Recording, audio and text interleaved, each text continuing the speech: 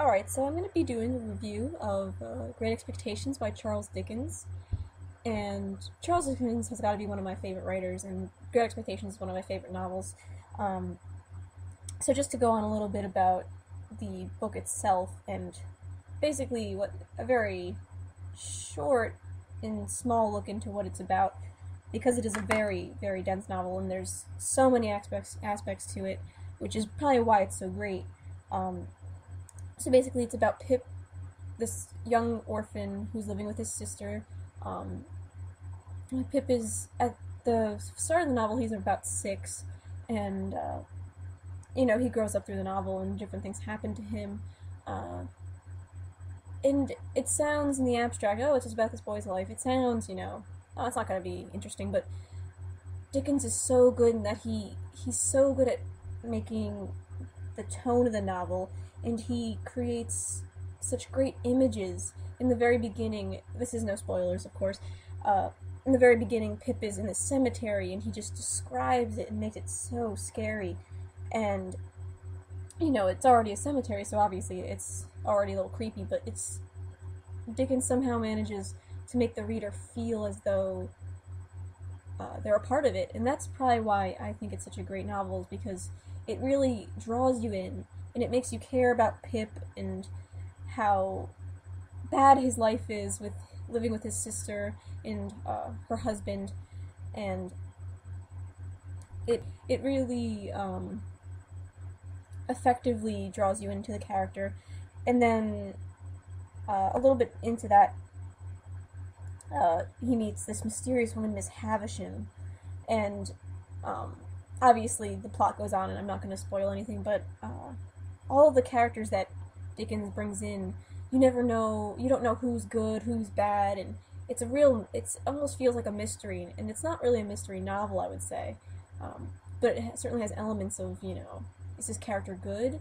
Who's the, who's the one who's helping out Pip in the book, who's in it for their own means, and it's really, really interesting, and I think it's really character driven, which is the best, and the most effective.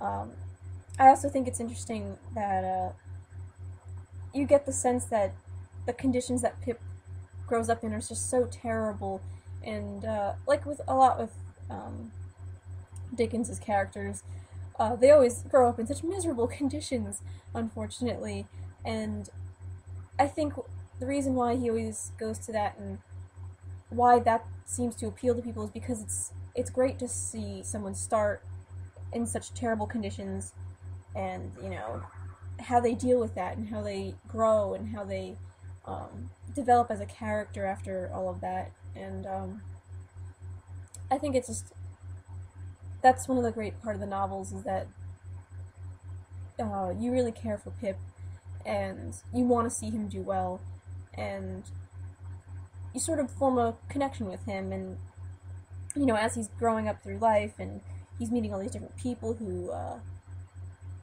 you don't know what their motivations are, and there's this girl he meets, Estelle, and she's just a terrible, terrible little girl, and again, it's just really character driven, and you want to see what these characters are going to be like. What's Estelle going to be like when she's older, and how's her and Pip going to be together? Is like, what's going to happen? It's a really good novel if you like sort of mysterious characters, dark themes, and a creepy tone at times, especially in the beginning with that opening scene in the cemetery. It's just so brilliant, and yeah, so I would recommend this to anybody who really likes